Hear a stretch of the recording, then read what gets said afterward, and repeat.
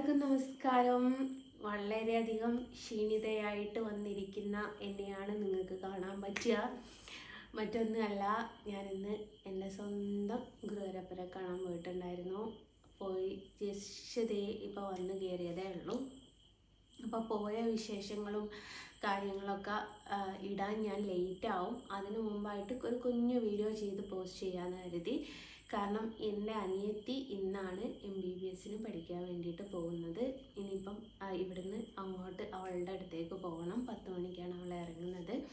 അപ്പോൾ എയർപോർട്ടിലേക്ക് എനിക്ക് കൊണ്ടുവച്ചാക്കാൻ പറ്റുമെന്ന് അറിയില്ല, തീരുമാനിച്ചിട്ടില്ല. കാരണം അരുണിന് നാളെ ഡ്യൂട്ടി ഉള്ളതുകൊണ്ട്, മക്കൾക്ക് നാളെ സ്കൂളുള്ളതുകൊണ്ട് പോയിട്ട് അവളെല്ലാവരും കയറി വരുമ്പോഴേക്കും ഒരുപാട് ലേറ്റ് ആവില്ല. കാരണം 200 കുട്ടികൾ ഒരുമിച്ചാണ് നമ്മുടെ ഈ കോഴിക്കോട് നിന്ന് പോകുന്നത്. അപ്പോൾ പേരൻസും എല്ലാവരോടും എല്ലാം കൂടി ഒത്തായി വരുമ്പോഴേക്കൊക്കെ ഒരു ടൈം എടുക്കുമല്ലോ. അതുകൊണ്ട് പോകാൻ ചാൻസ് കുറവാണ്. ജസ്റ്റ് അവളിന്ന് പോയി കാണണം.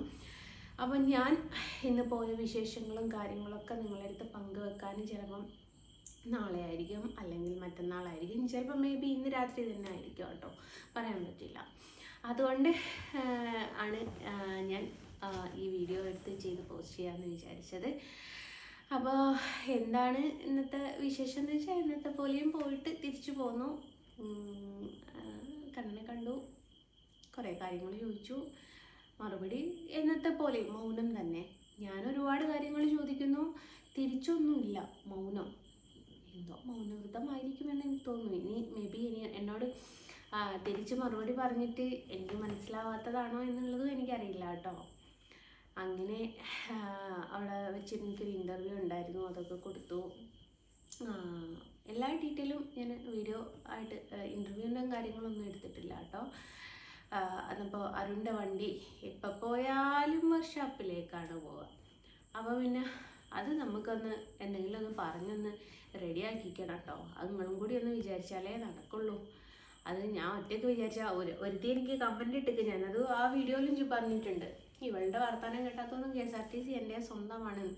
അങ്ങനത്തെ നിനക്ക് പറ്റിയെങ്കിൽ ഗണേശേട്ടനോടൊന്ന് പറ, ഒന്നും മോളെ ആ വണ്ടിയുടെ പ്രശ്നങ്ങളൊക്കെ ഒന്ന് മാറ്റി കൊടുക്കാൻ. അപ്പോൾ പാവം അത് പോകുമ്പോഴേക്കൊക്കെ വർക്ക്ഷോപ്പിലേക്കാണ് പോകുന്നത്. അപ്പം ഒരുപാട് സന്തോഷമുള്ള ഒരു കാര്യം പറയാനും കൂടിയാണ് വന്നത്. എന്താ വെച്ചാൽ, ഗുരുവായൂർ പോയപ്പം ഇത്രയും ഇഷ്യൂസൊക്കെ എന്നെക്കുറിച്ച് ഞാൻ പോലും ചിന്തിക്കാത്ത കാര്യങ്ങളൊക്കെ സോഷ്യൽ മീഡിയയിൽ വന്നിട്ട് പോലും എന്നോട് സ്നേഹം കാണിക്കാൻ അവിടെ നടയിൽ ഒരുപാട് ആൾക്കാരുണ്ടായിരുന്നു. അതാണ് എനിക്ക് ഏറ്റവും വലിയ സന്തോഷമായത്. ഒരുപാട് പ്രശ്നങ്ങളും ഒരുപാട് ഗോസിപ്പുകളും എന്നെക്കുറിച്ച് പറഞ്ഞിട്ട് പോലും അത് വിശ്വസിക്കാതെ എന്നെ ചേർത്ത് പിടിക്കുന്ന എത്ര ആൾക്കാരുണ്ടെന്നറിയാമോ? എനിക്കത് കാണുമ്പോൾ ഞാൻ അത്ഭുതപ്പെട്ടു പോയിട്ടുണ്ട്. ഒരു പക്ഷേ ഞാൻ ചോദിക്കുന്ന ചോദ്യങ്ങൾക്കൊക്കെ ഗുരുവായൂരപ്പൻ്റെ മറുപടി ഒരു പക്ഷേ മറ്റുള്ളവർ ചേർത്ത് പിടിക്കുന്ന ആ ചേർത്ത് പിടിക്കലാണോ എന്നുള്ളത് ഞാൻ അറിയാതെ സംശയിച്ചു പോയിട്ടുണ്ട് കേട്ടോ. ഞാൻ എന്തിനാ കണ്ണാ എന്നിങ്ങനെ വീണ്ടും വീണ്ടും വീണ്ടും പരീക്ഷിക്കുന്നത് എന്ന് ചോദിച്ചപ്പോൾ, ഈ അവിടുന്ന് ചോദിച്ച് തിരിയുമ്പോഴേക്കും ജസ്ന സലീം അല്ലേ, എന്താ കുട്ടി കൈകെ പറ്റി, എന്തിനാ കുട്ടി ഇതൊക്കെ ചെയ്ത് എന്നൊക്കെ ചോദിച്ച് ഓരോരുത്തരിങ്ങനെ ചോദിക്കുമ്പം എനിക്ക് ഇതേപോലെ ഗുരുവായൂരപ്പനെ ഫീൽ ചെയ്യുന്നത്. അതേപോലെ ഞാൻ എന്നും ചെയ്യും പോലെ ഞാൻ നടക്ക് പുറത്ത് വെച്ചിട്ടാണ് റീലെടുക്കാറ്. ഞാൻ നടൻ്റെ ഉള്ളിൽ വെച്ചിട്ടൊന്നും റീലെടുത്തിട്ടില്ല. ഇവരൊക്കെ ന്യൂസൊക്കെ കൊടുക്കുന്നത് കണ്ടപ്പോൾ ഞാൻ എന്തോ അമ്പലത്തിൻ്റെ ഉള്ളിൽ കയറിയിട്ട് വിഗ്രഹം എടുത്തതിൻ്റെ മാതിരിയാണ് ഓരോരോ മീഡിയക്കാരൊക്കെ കൊടുത്തിരിക്കുന്നത്. അപ്പോൾ അവരൊക്കെ ഈ സോഷ്യൽ മീഡിയയിൽ ഇൻസ്റ്റാഗ്രാമിലും ഫേസ്ബുക്കിലൊക്കെ കണ്ടില്ല, നടൻ്റെ മുമ്പ് നോക്കാം ഫാഷൻ ഷോ കളിക്കുന്ന ആൾക്കാർ വരെ ഇപ്പോഴും. ഞാനൊരു വീഡിയോ പോസ്റ്റ് ചെയ്തിട്ടുണ്ടായിരുന്നു, ഇന്നിപ്പോൾ ഞാൻ കണ്ടു ഒരു 3 ദിവസം മുമ്പ്. എന്നിട്ട് അതിന് കമൻറ്റ് ഞാൻ കുറേ നോക്കി, എല്ലാവരും ഹാർട്ട് ഇതൊക്കെയാണ് ഇട്ടത്. ഞാനെങ്ങാനായിരുന്നെങ്കിൽ എന്തൊക്കെ കലാപം അവിടെ ഉണ്ടാവുമായിരുന്നു. ഒരാൾ എന്നിട്ട് എന്താ വാര്യമ്പള്ളിയിലെ മീനാക്ഷിയാണോ ദേവി ഇറങ്ങി വരികയാണെന്നോ അങ്ങനെ പല പല കമൻറ്റുകളായിടുന്നത്. അവിടെ അവർക്ക് ആർക്കും നിയമം കാര്യങ്ങളൊന്നുമില്ല. ഇനിയിപ്പം ഈ പാലക്കൽ അമ്മായി പറഞ്ഞതുപോലും അവർ ഹിന്ദുവും ഞാൻ മുസ്ലിമും ആയതുകൊണ്ടായിരിക്കും കേട്ടോ, എനിക്കും അതും അറിയില്ല. പക്ഷേ എനിക്ക് ഒരു കാര്യം അറിയാം, ഗുരുവായൂരപ്പന് ജാതി മതമൊന്നുമില്ല കേട്ടോ. ഉണ്ടെങ്കിലും മൂപ്പര് അതെപ്പോഴോ പ്രകടിപ്പിച്ചേനെ. ഞാനൊരു കാര്യം ചോദിക്കട്ടെ, ഗുരുവായൂരപ്പന് ഞാൻ കപടഭക്തിയാണ് എന്ന് പറയുന്നത് ഇന്ന് എന്നോടൊരാൾ ചോദിച്ചൊരു ചോദ്യമാണ്. മോളെ നീ എന്തിനു വിഷമിക്കുന്നത്, കൂടെ ഗുരുവായൂരപ്പനുണ്ട്. ഗുരുവായൂരപ്പൻ ഉള്ള കളിക്കുന്നുണ്ട്. നീ നിൻ്റെ മനസ്സറിഞ്ഞ് ഇവിടെ വന്ന് പ്രാർത്ഥിക്കുന്നത് ഇത്രമേൽ വിലക്കാൻ ആൾക്കാർ ശ്രമിക്കുമ്പോൾ നീ ചിന്തിച്ചിട്ടുണ്ടോ അയ്യപ്പൻ്റെ കാര്യം എന്ന് ചോദിച്ചിട്ടുണ്ട്. അത് അപ്പോൾ കേട്ടപ്പോൾ ഞാനും ചിന്തിച്ചു. കാരണം അയ്യപ്പൻ അത്രമേൽ ശക്തി ഉണ്ടായിട്ടും അയ്യപ്പൻ്റെ മുമ്പെന്ന് അയ്യപ്പൻ്റെ എന്താ പറയുക ഓരോരോ സാധനങ്ങൾ എടുത്തുകൊണ്ട് പോവുക ചെയ്യുന്നത്. പക്ഷെ അത് നിങ്ങൾ വേറൊരു കാര്യവും ചിന്തിക്കണം. എടുത്തുകൊണ്ട് പോകുമ്പം അയ്യപ്പൻ കണ്ണടച്ചിരുന്നിട്ടുണ്ടെങ്കിലും എടുത്തവർ പോയി കഴിഞ്ഞിട്ട് എത്ര കാലം കഴിഞ്ഞിട്ടാണെങ്കിലും അയ്യപ്പൻ്റെ ആ കണ്ണ് തുറന്നപ്പോൾ കുടുങ്ങിയില്ലേ എല്ലാവരും. അതേപോലെ തന്നെയാണ് എല്ലാ കാര്യത്തിലും. ആര് കണ്ണടച്ച് നിന്നാലും കണ്ണ് തുറക്കുന്നൊരു കാലത്ത് കുടുങ്ങും. അതെനിക്ക് ഉറപ്പുണ്ട്. ഞാൻ വിശ്വസിക്കുന്നുണ്ട് അത്. എന്നെ എത്രമേൽ ഉപദ്രവിക്കുന്ന ആൾക്കാർ അത്രമേൽ ഞാൻ വിശ്വസിക്കുന്നൊരു കാര്യമുണ്ട്. അവർക്കൊരു കാലത്ത് കർമ്മ എന്ന് പറഞ്ഞൊരു സാധനം തിരിച്ച് കയറുക തന്നെ ചെയ്യും. അത് തിരിച്ചടിച്ചുകൊണ്ടിരിക്കുക തന്നെ ചെയ്യും. ഇനിയിപ്പം എനിക്ക് എടുത്തു വെച്ച് പറയാനുള്ളൊരു കാര്യം പ്രിയൻ്റേത്. ഞാൻ ആർക്കും അങ്ങനെ മറുപടി കൊടുക്കാറില്ല. എനിക്ക് ഈ പ്രിയനോട് വളരെ ദേഷ്യമുള്ളൊരു ആളാണ്. കാരണം അവളെ കാണുമ്പം തന്നെ എന്താ പറയുക, പറഞ്ഞാൽ ശരിയാവില്ല, അങ്ങനത്തെ ഒരു വാക്കാണ് എനിക്ക് തോന്നുന്നത്. അപ്പോൾ അവൾ ഇങ്ങനെ പുറത്ത് ചിരിച്ച് കളിച്ച് നടക്കുമ്പോഴും അവളുടെ ഉള്ളിൽ ഉണ്ടാകുന്ന ആ ഒരു വിഷമമുണ്ടല്ലോ, അതവൾ പുറത്ത് കാണിച്ചിട്ടില്ലെങ്കിലും എനിക്കറിയാം അത് എത്രത്തോളം ഉണ്ട് എന്നുള്ളത്. കാരണം ഒരു കുഞ്ഞിനെ ഈ ഒരു ഇങ്ങനെ ഒരു കൈക്കുമ്പിളിൽ ഏറ്റിയെടുക്കുക എന്ന് പറയുന്നത് ആ ഒരു ഭാഗ്യം. ഇപ്പം ഞാൻ ഇന്നും അവരോട് തമാശക്ക് എന്നോട് ചോദിച്ചിട്ടുണ്ട്. എന്താ വെച്ചാൽ കഴിഞ്ഞ ദിവസം ഞാൻ ഇൻ്റർവ്യൂവിന് വേണ്ടിയിട്ട് മഞ്ജുളാലിൻ്റെ അടുത്ത് പോയിട്ടുണ്ടായിരുന്നു. അപ്പോൾ അതേപോലെ തന്നെ മഞ്ജുളാലിൻ്റെ അടുത്ത് ഞാൻ പോയ സ്ഥലങ്ങളിലൊക്കെ വെച്ച് വലിയ വീഡിയോ എടുത്ത് പോസ്റ്റ് ചെയ്തത് ഞാൻ കണ്ടു കേട്ടോ. ഞാൻ ഇവളെ സബ്സ്ക്രൈബ് ചെയ്തിട്ടൊന്നും അല്ല കേട്ടോ, നോട്ടിഫിക്കേഷൻ വരുന്നത് കാണുന്നതാണ്.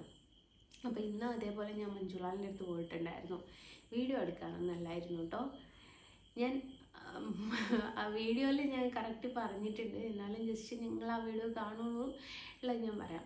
എനിക്ക് മഞ്ജുള എന്ന് പറയുന്നൊരു ഭക്തയാണെന്ന് എനിക്കറിയാം. ആ ഭക്തയോട് എനിക്കിന്നൊരു കാര്യം ചോദിക്കാനുണ്ടായിരുന്നു. അതുകൊണ്ട് ഞാൻ അവിടെ വരെ പോയി ഞാനത് ചോദിച്ചു.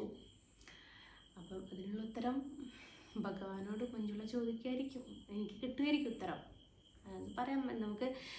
നമുക്കൊരാൾക്ക് എന്താ പറയുക, ഒരു നിവേദനം കൊടുക്കുമ്പം ആ ആൾ കൊടുക്കുന്ന ആൾ ഒരാളെ കൊണ്ട് റെക്കമെൻഡ് ചെയ്യിക്കുമ്പോൾ പെട്ടെന്ന് സാധിപ്പിച്ചെടുക്കാറില്ലേ, അതേപോലെ ഞാൻ മഞ്ജുളനോട് കാര്യം പറഞ്ഞിട്ടുണ്ട്. എൻ്റെ വിഷമങ്ങളും കാര്യങ്ങളും എന്നും ഗുരുവായൂരപ്പൻ്റെ മുമ്പിൽ പോയിട്ടായും പറയാറ്, ഇപ്പോഴും പറയും. പക്ഷേ എനിക്ക് ചോദിച്ച ചോദ്യങ്ങൾക്കൊന്നും ഉത്തരം തന്നിട്ടില്ല. പക്ഷേ ഇന്ന് ഞാൻ മഞ്ജുളനോട് പോയി ചോദിച്ചു. അത് നിങ്ങൾക്ക് ചിലപ്പം ലൂസായിട്ടായിരിക്കും തോന്നുന്നത്, എനിക്കറിയില്ല. എങ്ങനെയാണ് നിങ്ങൾ ഏത് കണ്ണിലാണ് കാണുക എന്നുള്ളതും എനിക്കറിയില്ല. അപ്പോൾ അതിന് വേണ്ടിയിട്ട് പോയിട്ടുണ്ടായിരുന്നു. അപ്പോൾ അരുണ് പറഞ്ഞു, ഇന്നലായിരുന്നെങ്കിൽ ഈ ലെവളെ ഇവിടെ വെച്ച് കണ്ടിട്ടുണ്ടായിരുന്നെങ്കിൽ ടേ എന്നൊന്ന് കൊടുക്കാമായിരുന്നല്ലോ എന്ന് പറഞ്ഞു. അപ്പോൾ അവനോടും ഞാൻ പറഞ്ഞു, എടോ അതിൻ്റെ വിഷമം അതിനെ അറിയുള്ളൂ.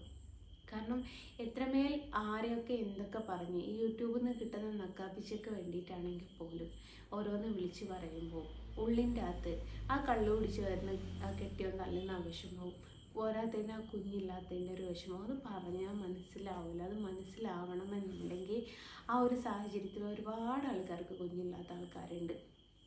അവരോട് ചോദിച്ചാൽ ഞാൻ അത് എന്നോട് ഒരു 25% ആൾക്കാരും കുട്ടികളില്ലാത്ത ആൾക്കാർ എന്നോട് ഫോട്ടോ മേടിച്ചിട്ടുണ്ട്. അതിൽ 25-ൽ ഒരു 20% ആൾക്കാർക്കും കുഞ്ഞുങ്ങൾ ഉണ്ടാവുകയും ചെയ്തിട്ടുണ്ട്. അതിൻ്റെ സന്തോഷം പല രീതിയിലും പല സമ്മാനങ്ങളായിട്ടും എനിക്ക് കിട്ടിയിട്ടുണ്ട്.